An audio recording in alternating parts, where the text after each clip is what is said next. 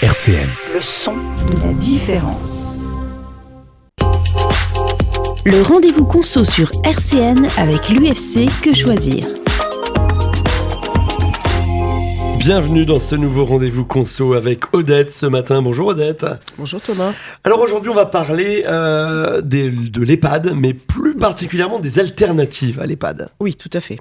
Donc c'est effectivement où habiter pendant ces vieux jours, mais hors EHPAD si possible. Évidemment. Et puis il y a beaucoup de gens qui n'ont pas forcément envie d'aller à l'EHPAD. Exactement. Il existe des alternatives, vous allez nous expliquer tout ça bien sûr. C'est vrai qu'effectivement qu'il est parfois difficile de continuer à vivre chez soi quand pourtant on est très bien, mais oui. À un moment c'est trop difficile. Et à ce moment-là, quand on ne peut plus, on pense toujours EHPAD.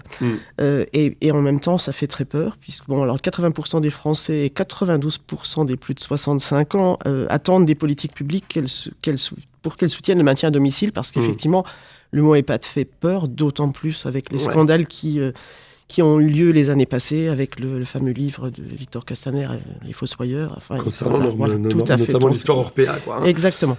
Alors, quelles sont les alternatives, puisqu'il y en a ? Alors, il y en a. Donc, la première, c'est rester dans un logement classique. Donc, il y a deux solutions. C'est rester chez soi, mais à ce moment-là, il faut aménager. Ouais. Il y a des travaux qui sont indispensables. Et pour cela, il y a des aides. Donc, il y a une nouvelle aide qui est MaPrimeAdapt, qui existe depuis début 2024. L'objectif, c'est l'adaptation du logement au vieillissement et au handicap. Il y a des conditions de revenus, hein. Donc il y a un certain nombre de travaux qui sont concernés. Et alors justement, quel type de travaux sont concernés par cette prime-là ? Alors il y a des travaux qui peuvent concerner l'intérieur ou l'extérieur du logement. Donc quelques exemples, par exemple pour l'intérieur, on peut faire monter un monte-escalier électrique, une douche italienne, des WC surélevés, une barre d'appui, les éclairages à détection de mouvement.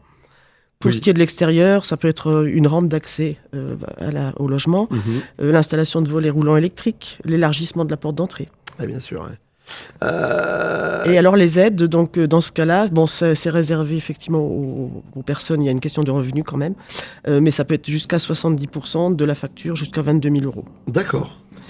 Il y a aussi l'Agir Carco qui donc a un dispositif qui s'appelle Bien chez moi. Pour 15 €, il y a un diagnostic qui est fait avec un ergothérapeute qui vient à la maison, qui préconise des travaux, les fourchettes de prix et des informations sur les aides possibles. Et puis enfin, il y a une association qui s'appelle Solia, qui réalise un accompagnement technique, lecture des devis, savoir effectivement conseiller en fonction des devis, le choix des artisans, puisque là aussi, je pense, il doit y avoir un petit peu des arnaques. Donc, et donc, ce service est gratuit pour les plus modestes. Donc là, on a parlé du cas où on resterait chez soi. On reste chez soi en aménageant son appartement ou sa maison, voilà. On peut aussi avoir un logement classique sans rester chez soi, du coup. Tout à fait, parce que quelquefois, le logement n'est pas adaptable. Donc, si on ne peut pas l'adapter, il faut déménager. Alors, pour déménager, soit on va à proximité de l'ancien domicile parce qu'on ne veut pas quitter sa commune où la famille est proche. Bien sûr, soit la famille n'est pas proche et à ce moment-là, on choisit de déménager pour se rapprocher de la famille. Le choix de la ville est important, donc il faut vérifier les transports qui existent, les services pour les personnes âgées, les activités culturelles, avant de s'installer quelque part. Donc, il y a aussi les bailleurs sociaux qui proposent de plus en plus d'appartements adaptés aux seniors. Alors là, c'est le cas où on voulait rester dans un logement plus classique. Mais si, par exemple, on ne veut pas rester seul, c'est aussi une crainte, se retrouver seul. Exactement. Donc là, il y a des solutions contre l'isolement. Alors, donc, il y a des alternatives à l'EHPAD qui sont variées. Il y a des prestations, des philosophies, des tarifs qui varient. Ça peut faire le grand écart. Ça peut aller de 400 € à plus de 2 000 € par mois pour un studio, par exemple. Et quel est leur point commun ? Alors, le point commun entre toutes ces alternatives, c'est proposer un modèle de logement et des services axés sur le bien vieillir, dans un environnement sécurisé et un cadre facilitant le maintien des liens sociaux. C'est quoi les principales solutions d'hébergement adaptées à la perte d'autonomie ? Alors, les principales, donc on va les balayer. Donc, les premières sont les résidences autonomie. D'accord. Donc, généralement, elles sont situées en centre-ville, près des commerces, des transports, des services. Les résidences autonomie, donc, elles permettent de vivre de façon indépendante, dans un logement individuel, principalement des studios. L'environnement sécurisé, des services collectifs, laverie, restauration, animation, et des équipements et des prestations à la carte. Donc, ces résidences autonomie, elles sont régies par le Code de l'action sociale et des familles. Et elles fonctionnent sur autorisation du conseil départemental qui vérifie régulièrement leur qualité et les résidents sont locataires. Alors pour ces résidences autonomie, qui peut en bénéficier ? Alors il faut avoir au minimum 60 ans. et ne pas être dépendant, donc ce qui correspond à un GIR 5-6, le GIR étant la mesure de l'autonomie de la personne. Les GIR 4 peuvent être acceptés sous condition. Et si on est dans ce genre d'établissement et qu'on perd son autonomie, on peut éventuellement rester et bénéficier des mêmes aides qu'à domicile. C'est-à-dire on peut faire intervenir à domicile les infirmiers, kinés, auxiliaires de vie, etc. Mais le nombre de résidents dans cette situation, donc les personnes qui sont en GIR 1 à 3, c'est-à-dire qui sont très dépendantes, est limité à 15% de la capacité d'accueil. D'accord. En pratique, les personnes devenant très dépendantes sont souvent orientées vers un EHPAD quand ça devient trop lourd. Alors, sur ces résidences autonomie, combien ça coûte ? Alors, le loyer médian d'un studio avec kitchenette, donc un F1, est d'environ 700 € par mois. Celui d'un 2 pièces, à peu près 800 €. Le poste repas, donc en plus, s'élève parfois à plus de 400 € par mois. Et puis, il faut ajouter au coût du loyer celui des éventuelles activités organisées par la résidence. Donc, les prix peuvent être modulables selon les revenus du résident et les subventions. Donc, il peut y avoir l'aide au logement de la CAF ou de la mutualité sociale agricole, l'aide sociale à l'hébergement aussi, qui est versée par le conseil départemental. Bon, ça reste un coût quand même un petit peu conséquent. Quel est l'avis de l'UFC Que Choisir sur ces résidences autonomie ? Alors, l'avis de l'UFC, c'est avec une offre d'habitat adaptée, le plus souvent implantée en cœur de ville. La résidence autonomie, donc, est injustement méconnue, c'est vrai que c'est pas quelque chose dont on parle beaucoup, est une bonne réponse à l'isolement des personnes âgées valides ou devenues un peu dépendantes. Un coût nettement inférieur à celui d'un EHPAD et à la plupart des résidences seniors. Oui, donc, ça reste quand même ça reste un coût, mais moins élevé que les EHPAD. Oui, parce que l'EHPAD, il y a beaucoup plus de soins, etc. Enfin, c'est pas le même service. Alors là, on a parlé des résidences autonomie. Il y a quel type d'autres endroits où on peut vivre avec un certain degré d'autonomie ? Alors, il y a les MARPA, donc ce sont les maisons d'accueil et résidences pour l'autonomie. Donc, elles sont labellisées, alors là, c'est plus spécialement à la campagne, puisqu'elles sont labellisées par la mutualité sociale agricole. D'accord. Ce sont des petites unités de vie à but non lucratif, quel que soit leur mode de gestion. Donc, il y en a qui sont publics, il y en a d'autres qui sont associatifs. Et quelle est la différence avec les résidences autonomie classiques ? Alors là, ce sont des petites unités, c'est-à-dire un petit nombre de résidents, 30 au maximum, au nombre d'employés, il n'y en a pas beaucoup non plus, polyvalents présents, donc ce sont des employés polyvalents entre 6 et 9. L'implantation des structures principalement dans les espaces ruraux, au cœur de bourgs ou de petites villes, ce qui favorise l'intégration à la vie locale. Donc ce sont effectivement des établissements qui sont plutôt en milieu rural. Je vais vous poser la même question, qui est concerné, qui peut accéder à ces MARPA ? Alors, les critères sont les mêmes que les résidences autonomie. Les MARPA sont ouvertes à tous, ressortissants MSA ou pas, même si effectivement c'est piloté par les MSA. On y entre autonome et on peut continuer à y vivre éventuellement jusqu'à la fin de ses jours en cas de perte d'autonomie grâce à la mise en place d'aides et de soins sur place, voire d'hospitalisation à domicile. Et combien ça coûte une MARPA ? Alors, pour obtenir le label MARPA, la résidence doit proposer un tarif de location maîtrisé. Le prix médian de ces logements se situe autour de 1 250 € par mois. Cependant, suivant leur année de construction et leur localisation, les loyers peuvent varier de 1 200 à plus de 1 500 € par mois pour un studio avec kitchenette. Loyer plus charge hors service complémentaire, là, c'est-à-dire c'est y compris les repas. D'accord. Pareil, je vais vous demander l'avis de l'UFC Que Choisir sur ces MARPA. Alors, l'avis, c'est une offre à taille humaine qui, lorsqu'elle existe dans un village, offre la possibilité de bien vieillir en restant là où on a vécu ou de se rapprocher de ses proches. À 2 pas des commodités, sans rupture de liens sociaux et familiaux, tout en conservant son médecin traitant. Donc plutôt un avis assez favorable. Tout à fait. On a vu donc les résidences autonomie, on a vu les MARPA. Qu'est-ce qu'il y a d'autre comme type de résidence ? Alors il y a les résidences-services. Donc les résidences-services, contrairement aux résidences autonomie qui sont encadrées par le Code de l'action sociale et des familles, les résidences-services sont soumises à peu de règles relatives à l'accompagnement des seniors. Elles fonctionnent sur un modèle d'une structure d'habitation privée. Les logements, surtout des 2 pièces, sont en principe conçus et aménagés pour un public autonome ou en début de fragilité. En revanche, aucun service de soins n'est proposé. D'accord. Sauf exception, c'est aux résidents de recruter les aides à domicile et les professionnels de santé. Donc en fait, c'est comme s'il était locataire d'un appartement en ville et il doit se débrouiller pour avoir l'assistance dont il a besoin. Donc qui est concerné par ces fameuses résidences-services ? Alors ce sera des seniors autonomes ou quasi autonomes, donc essentiellement en GIR 6 ou 5. Les établissements ne sont pas calibrés pour accueillir des personnes très peu autonomes ou ayant des troubles neurocognitifs. Et il est difficile de continuer à y vivre lorsqu'une dépendance lourde survient. Donc, comme on a dit tout à l'heure, à ce moment-là, la seule solution devient pratiquement l'EHPAD. Alors, combien ça coûte ?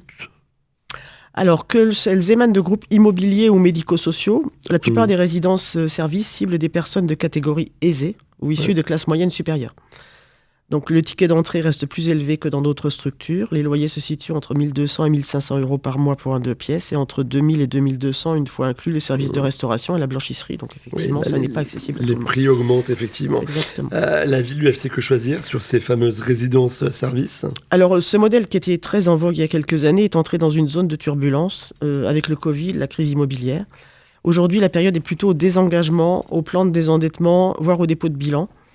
Un contexte d'autant plus anxiogène pour de futurs résidents que les services de la répression des fraudes ont épinglé les acteurs du secteur en 2023. Là aussi, il y a eu des scandales. Sur 256 établissements contrôlés, 40% informaient mal les consommateurs sur les services, effectivement. Certains annonçaient une prise en charge médicale ou paramédicale fictive afin d'attirer de nouveaux locataires ou propriétaires. Enfin, malgré les prix élevés, des résidences mal conçues, inadaptées à la perte d'autonomie, parfois excentrées et loin des commodités, voire implantées dans des zones désertées par les services d'aide à la personne, elles ne tiennent pas leurs promesses. Donc avant de vous lancer dans ce genre de résidence, redoublez de vigilance. Ça coche pas forcément toutes les cases. Tout à fait. Il y a encore d'autres types de résidences, je crois. Oui, alors il y a ce qu'on appelle l'habitat inclusif, alors qui est aussi appelé habitat partagé ou regroupé. Oui. Donc il peut prendre des formes variées selon les besoins et les souhaits des occupants. Donc ça peut être des propriétés, c'est-à-dire qu'on peut être propriétaire, locataire, en colocation, en habitat intergénérationnel. Il y a aussi les béguinages. Ouais. C'est assez vaste. C'est large, ouais. Son objet à l'habitat inclusif. Alors son objet, c'est favoriser le vivre ensemble et permettre d'habiter chez soi sans être seul, en proposant des logements individuels meublés et ou en partageant des espaces de vie communs. Dans un environnement intérieur et extérieur adapté, proche de la plupart des commodités, sécurisé, propice au lien social.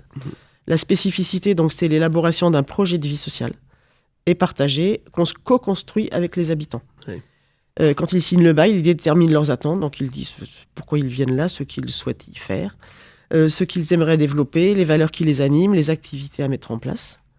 En contrepartie, la présence d'un animateur chef d'orchestre du projet, à temps partiel ou complet, est cofinancée par le département.